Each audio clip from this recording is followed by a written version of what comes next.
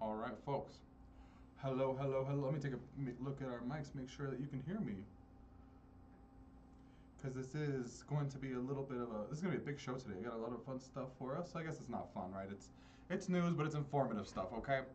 But let's just do it. Let's do the thing, okay? Hello and welcome to KUHS Colorado, the show where we keep you informed on all things Colorado. Live from KUHS Radio. Today is Wednesday, March 13th. Yes, that is Friday the 13th. And I am your host, Luis Live. Feel free to reach out to us through TikTok, Facebook, Instagram. Of course, give us a follow to stay in the loop on Denver News at KUHS Denver. This show is brought to you by 88 Concrete, concrete done right. You can call them for a free quote at 720-987-8206. That is 720-987-8206. A little bit more about them here in just a minute. But first, I want to catch up. I want to say hello. I want to say happy Friday. We made it. Thank God. It's been a big week. So on Wednesday, let me give you an update about what happened. So we launched a new show this week on KUHS, and it's called Midday Fitness. And it was really fun. I was actually part of the first episode. I think we're going to just roll with it for now, and we're going to be part of it just so that it's more fun and more interactive instead of just one coach, right? Anyway, we're working with this incredible personal trainer. His name is Balthazar. He also does martial arts, and it's everything. Health, fitness, wellness. He's incredible. So you should check that out. That's every Wednesday at 1 p.m. I will be there if you want to see me work out. I'm not super crazy fit, but this guy is, so he'll make sure that we're doing stuff right? Even if we don't have all that much experience. I should also mention, though, we do have a KUHS tip line for any news story you see, any photo you want to send us, video. It can be anonymous. I will always protect your privacy as my neighbor, right? Because I just want to make sure I'm reporting on the news that impact you. So, with that being said, let me grab a cup of water or a sip of water, and then we'll get right into the news, folks. We got to stay hydrated. It's Colorado. What can we do? All right. Thank you for your patience. But let's just get into it. Okay. So, powerful front range winds damaged buildings, down trees, and forced Colorado State University to close. Powerful winds swept across the Front Range area Thursday, causing damage, road closures, and dozens of emergency calls across northern Colorado and the foothills. One of the biggest impacts was at Colorado State University in Fort Collins, where campus officials closed the university after high winds brought down trees and created safety concerns. The closure continues through Friday, with all classes and most operations canceled while crews assess damage and clear debris.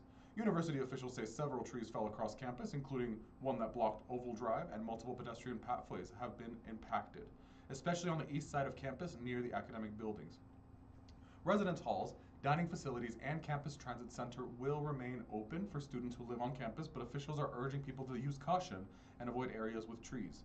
The strong winds also caused damage to the foothills community of Evergreen, where fire crews responded to about 30 incidents, including trees falling on power lines, blocked roads, and small fires. At one local sports facility, a large inflatable tennis dome collapsed under a force of the wind.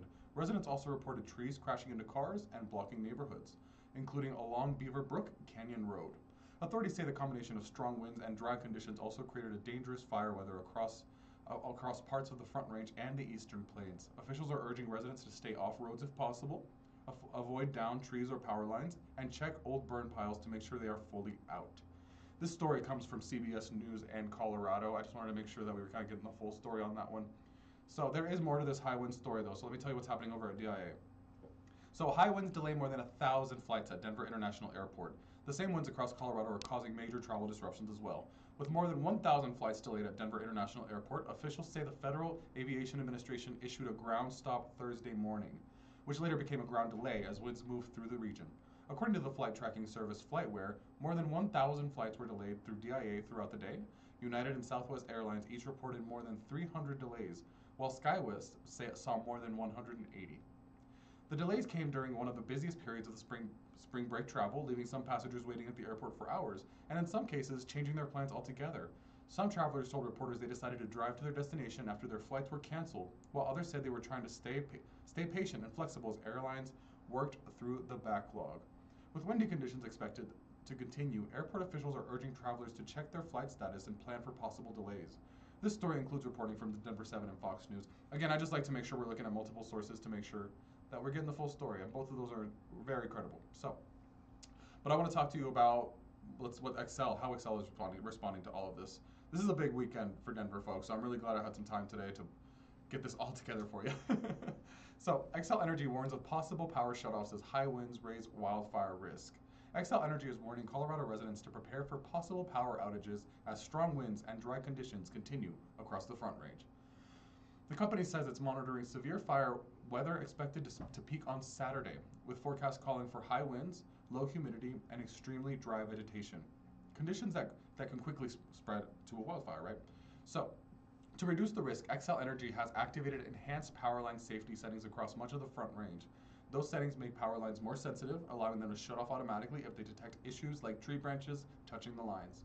The company is also considering a public safety shutoff for some customers in Boulder and Jefferson County on Saturday if conditions become too dangerous.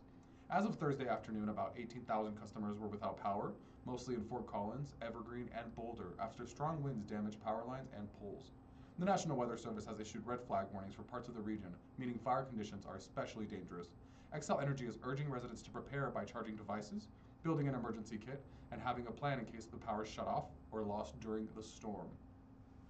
So this happened a few weeks ago, right? There were a few power outages. I live in Brighton, and we had some kind of similar. It's really scary, folks, when something like this happens and your phone's not charged. There's not a ton of gas in the car, and on top of that, like your computer's not charged. Just be prepared. It doesn't hurt, right? I say that as your friend. I say that with love. It doesn't hurt. I know that sometimes we're expecting 10 feet of snow and we get like 6 inches, right? So let's just play it safe, right? Anyway, let's just get right back into it. So, Aurora reminds drivers about active road construction and new online map. The city of Aurora is reminding drivers that road work is happening across the city, with as many as 100 active construction zones on a typical workday. City officials say that these projects are part of an ongoing effort to improve infrastructure for current and future residents, including street maintenance, transportation projects, utility work, and new development. Traffic engineering staff say they work with contractors to limit lane closures, avoid overlapping projects, and reduce disruptions for drivers whenever possible. However, weather, special events, and unexpected conditions can sometimes cause delays or traffic congestion. To help residents plan ahead, the city has created an online interactive map showing current road projects that may impact travel. You can find a map on the City of Aurora's website by visiting auroragov.org/road construction. Drivers can also sign up for weekly email updates called the Road Construction Roundup to stay informed about work zones around the city. So thank you to Aurora for doing that. That is awesome. I feel like it is very overwhelming, right? If you're a Denver resident, you understand there's construction everywhere all the time. But at least they're doing something about it. They're keeping us informed. We love that here at KUHS. So, but let's move on to Hickenlooper because Hickenlooper is busy this week. So, Hickenlooper backs JBS workers in Greeley as strike looms. Senator John Hickenlooper is expressing support for meatpacking workers in Greeley who are preparing for a possible strike. In a statement released Thursday, Hickenlooper said workers at the JBS meat processing plant have the right to bargain collectively for fair pay and working conditions. The workers are members of the UFCW Local 7, a union representing food and commercial workers in Colorado. Hickenlooper said the employees are the backbone of the company and deserve to share in its success. He also urged both sides to continue negotiating until a fair agreement is reached. The senator, who is the only card-carrying union member in the U.S. Senate, currently chairs a Senate subcommittee of employment and workplace safety and has been an advocate for collective bargaining rights.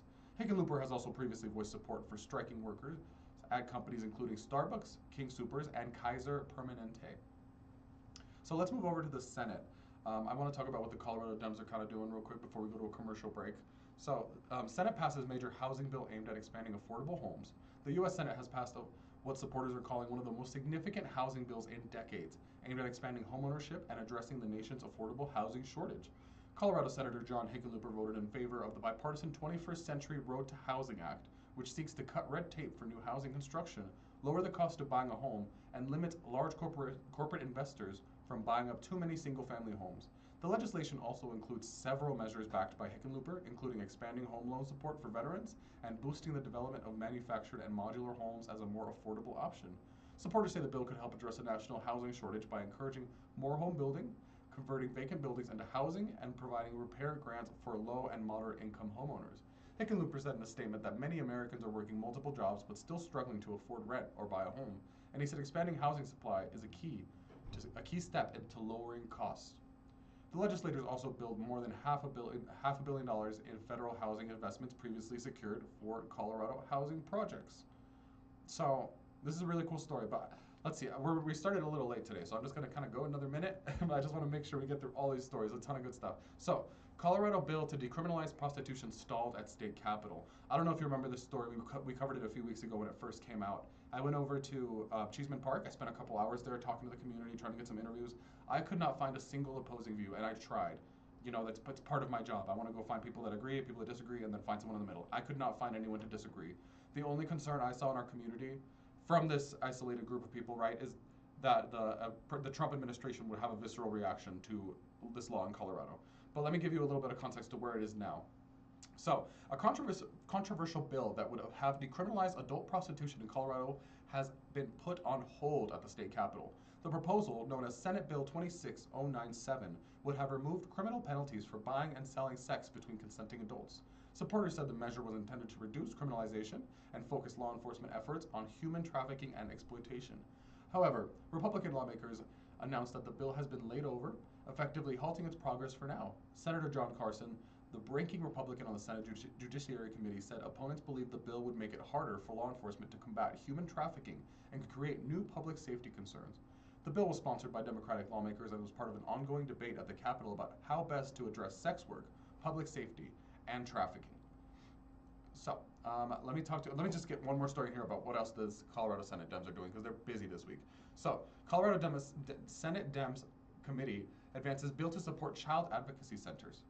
So, a Colorado Senate committee has advanced a bill aimed at improving support for children who have experienced abuse or maltreatment.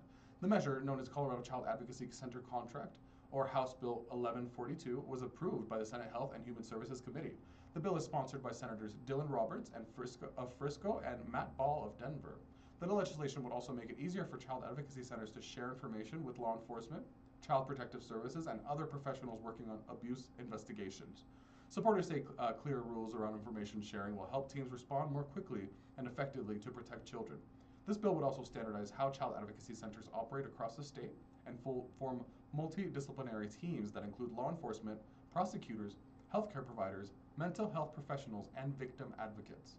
Colorado currently has 19 child advocacy centers, which together serve nearly 6,000 children and their families each year by providing medical care, mental health services, and help navigating the legal system. The bill now heads to the full Colorado Senate for further consideration. So this same Senate committee is also working to advance a bill on child protection and school funding. So this is kind of these two stories kind of go together. So two separate bills are now advancing through the Colorado Senate are focused on supporting children both in and out of school. First, the Senate and Health Human Services Committee approved the Colorado Child Advocacy Center Act, a bill designed to improve support for children who have experienced abuse or mistreatment, right?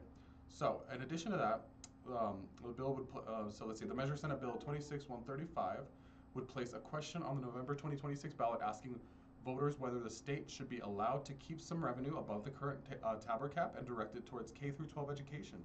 Supporters say the additional funding could help hire more teachers, reduce class sizes, and strengthen special education services. The proposal would allow school funding to grow by up to 2% a year for the next decade without raising taxes.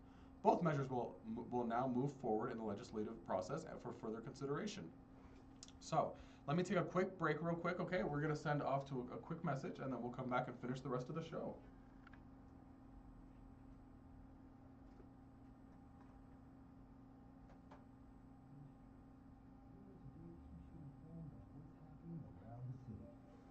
Down the top headlines, explain why they matter, and connect the dots so you don't just hear the news, you understand it.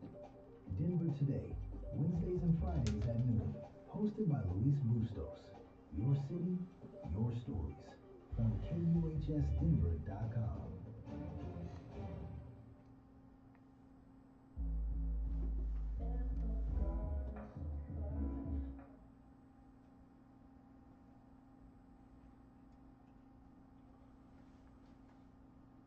All right, folks. Welcome back. Okay, so we are here. We're here for the rest of the show. I guess before we get back into it, let's just talk a little bit about this weekend. I know that there's a lot of fire risk, there's a lot of stuff going on, but just plan ahead. Be sure to get out of the house. I guess I have a quick little story.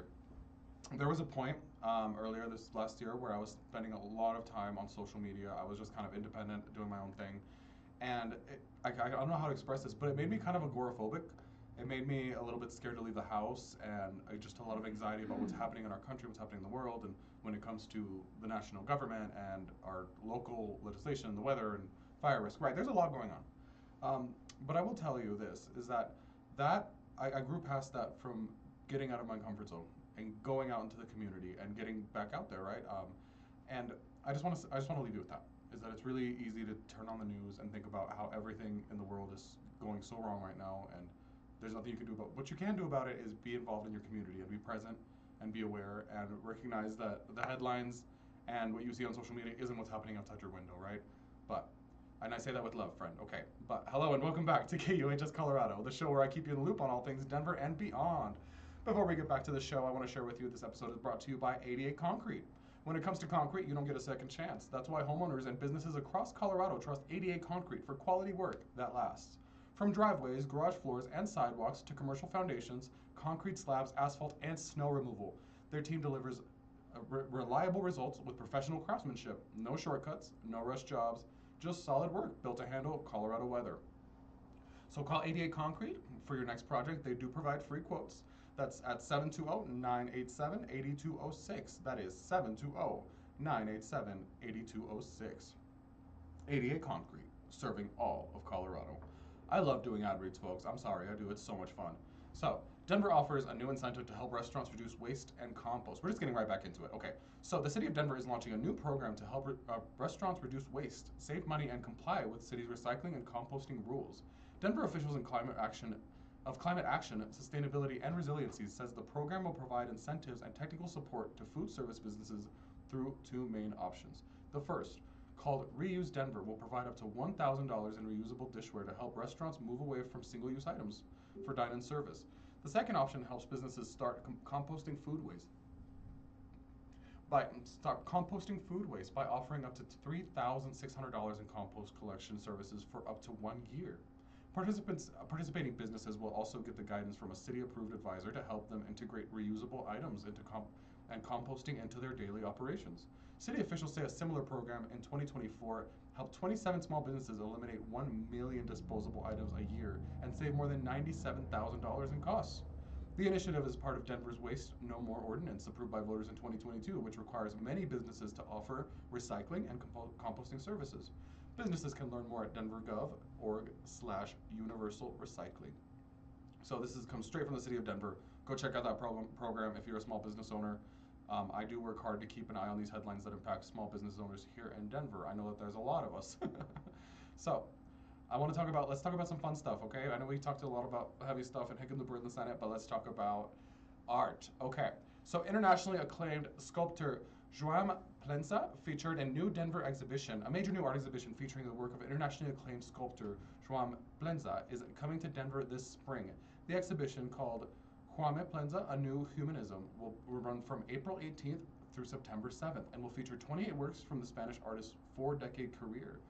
Plensa is known worldwide for his large-scale sculptures that explore themes of human connection, identity, and reflection. One of the most famous projects in the United States is the Crown Fountain in Chicago's Millennium Park.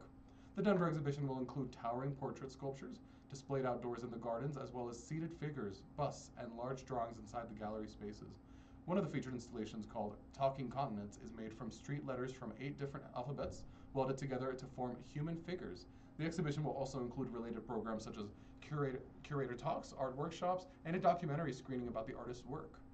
Admission is included with general entry into the garden. So this is going to be at the Denver Botanical Gardens. Go check it out. This seems super beautiful from what I've seen of the photos. I can't even imagine what they look like in real life. So I don't know, but I don't know if you folks remember a few weeks ago when Golden did their Golden and Golden event where they had like hundreds and hundreds of golden retrievers show up. So they actually made another little press release about that, so I want to share that with you. So, Golden invites dog lovers to visit after record Golden's and Golden event. The city of Golden is inviting visitors and their dogs to come experience the foothills town after a record-breaking turnout at its annual Golden's and Golden event. City officials say this year's gathering brought about 16,000 people with more than 5,500 golden retrievers to the city in February, making it one of the largest events of its kind in the world. That's so Colorado, right? Participants traveled from 44 states and several countries, including Canada, Australia, and France. Following that success, the city's tourism program, Visit Golden, is launching a campaign encouraging people to bring your best friend to Golden, whether they have 2 legs or 4.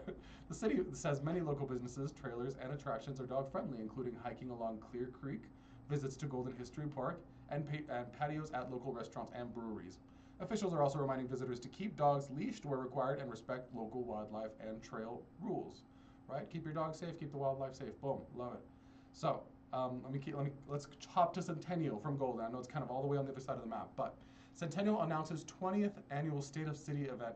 The city of Centennial is inviting residents and community members to its 20th annual State of Our City event this spring. The luncheon will take place on Thursday, April 30th from 11 a.m. to 1 p.m. at Wings Over the Rockies Exploration of Flight and Centennial Airport. So Mayor Christine Sweetland will provide updates on major city initiatives, community priorities, and the future vision for Centennial. This year's event also marks the milestone as the city celebrates its 25th anniversary, with leaders reflecting on 2.5 decades of growth and community development. The event is hosted by the Rotary Club of Centennial in partnership with the city, and tickets are now available online. You can find out more or purchase tickets at bit.ly/47MWESX. This is a weird one, so let me read that for you again. You can find more information or purchase tickets at bit.ly/47MWESX. So go check it out. It seems like a really interesting event if you're a business owner in Centennial, or if you're new to the area and you want to learn a bit more about the history or how it's going, right?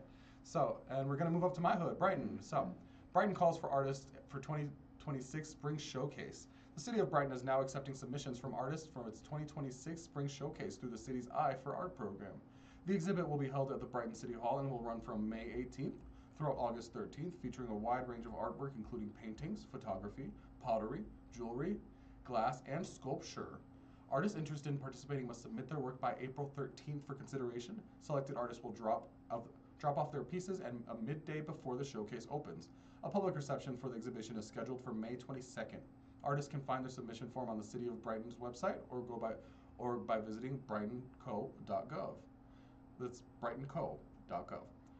So a new exhibit in Parker. So let's run over to Parker. There's a lot of cool art stuff and history stuff happening right now in Denver. So let's keep it pushing, right? So a new exhibit in Parker explores transportation history in Douglas County. A new history exhibit in Parker is giving visitors a look at how transportation helped shape Douglas County over time. The exhibit, called Tracks Across Our Land, is now open at the Parker Heritage Center inside the historic old schoolhouse building. The display features artifacts and stories showing how travel routes evolved, from indigenous trails and stagecoach routes to railroads and modern highways. Items on display include stone tools from pre-contact archaeological sites, stagecoach-era horseshoes, railroad spikes, and historic license plates, and early automotive parts. Organizers say the exhibit helps show how transportation technology influenced settlement, economic development, and daily life in the region. The exhibit is free and open to the public Monday through Friday from 9 a.m. to 5 p.m. at the Parker Schoolhouse on Main Street, and this will remain on display through 2026. We should go check that out. That'd be a fun little weekend excursion, right? I'll bring you guys with me. So, Aurora Public School, this next story is actually really cool. So, Aurora Public Library launches free Spanish language streaming service. The Aurora Public Library has launched a new free Spanish language streaming service for library card holders. The service, called Bibliotele, offers unlimited access to movies, series, documentaries, theater productions, children's programming, and telenovelas, all in Spanish. The platform also features educational programming and expert-led events covering topics like immigration, health, education, entrepreneurship, and civic rights. Library officials say the service is designed to help close language access gaps for Aurora's growing Spanish-speaking community while supporting cultural connection, learning, and digital access. Bibliotele can be used on smart TVs, phones, tablets, and computers, and even offline. The service is ad-free and free to use with an Aurora Public Library card. To access the information, users can create an account online and select Aurora Public Library as their library system. So that's super cool. I'm gonna pass that on to my grandma because I know she loves telenovelas. But let's hop over to Lakewood. The show's almost over, but the stories are only getting more fun, I promise. So, Lakewood Cultural Center hosts Words Matter art exhibition. The Lakewood Cultural Center is hosting a new exhibit that explores the power of language through visual and literary art. The show is called Words Matter, featuring artists who work with book arts, text-based visual art, and spoken word, highlighting how language can shape stories, culture, and personal expression. The exhibit also connects to the Langston Hughes Project, a performance series celebrating the work and legacy of the famed American poet. The show includes work from multiple artists and will also feature teen poets and the 40 West Poet Laureate, along with a curated talk inside of the gallery. Words Matter is currently on display at the North Gallery at the Lakewood Cultural Center and will run through March 31st. The Cultural Center is located at 470 South Allison Parkway in Lakewood. Again, that is located at 470 South Allison Parkway in Lakewood. And now let's hop over to Westminster. We're all over the city today. This is fun, isn't it? So, Westminster launches first ever Westy Restaurant Week. The city of Westminster is introducing its first ever Westy Restaurant Week, a 10-day event celebrating the city's growing food scene. The event will run from April 17th through April 26th, with restaurants across Westminster offering special multi-course menus at discounted prices. Diners can expect price points ranging from $15 to $55, with participating restaurants offering deals during breakfast, brunch, lunch, or dinner. City officials say the event is designed to encourage people to try new restaurants or support their favorite local spot while highlighting the community's diverse food culture. A digital passport with a list of participating restaurants and their menus will be available online for visitors to plan their week. This information comes from the City of Westminster. That's going to be super fun too. That's another thing we should check out. I would go with, maybe we could talk to our personal trainer, Baltazar, and we could go look at the menus. And I don't know, we'll work with that. I really like this. Good for you, Westminster. This is exciting. I am here to support you 100%. So, and I guess this is our last story. We made it, folks. But this is a really, really fun one. I want to remind you that Denver St. Patrick's Day Parade returns this Saturday. One of Denver's most popular spring traditions returns this weekend at the Denver Street St. Patrick's Day Parade. So it's going to take over downtown. The parade is set for Saturday morning. The event's beginning around 9 a.m. and offering official step-off schedule for 9:30 a.m. Get there early, folks. Denver loves its parades. The event, presented by Belco Credit Union, is hosted in partnership with the Denver Mayor's Office and celebrates Irish heritage with parade floats, music, community groups, and festive activities throughout downtown. Organizers are encouraging people to bring their family and friends to enjoy the celebration in the heart of the city. And I'm going. I don't know if anyone else is going, but you'll see me there because I will be there, promise. We love St. Patrick's Day in our household. So, but before we wrap up today's show, I want to give a special thank you to ADA Concrete. When it comes to concrete, quality matters because you only get one shot to do it right. ADA Concrete provides professional work for both homes and businesses across Colorado. From driveways, garage floors, and sidewalks to commercial foundations, concrete slabs, asphalt, and even snow removal. Their team is known for reliable service and work built to last in Colorado's toughest winter weather, right? No shortcuts, no rush jobs, just solid work. If you're planning a project, give ADA Concrete a call today. That's 720-987-8206. That is 720-987-8206. 88 Concrete, proudly serving all of Colorado. So special thanks to ADA for helping us support this show. It takes effort and money and sponsors to make all this happen, but we do it because we care about you and we care about Denver and we want to share the stories that matter with our communities, right? But I just want to say with that, have a great weekend. Go out, get some sun, go to the parade, go see some art. I wish you the absolute best. This has been KUHS Colorado.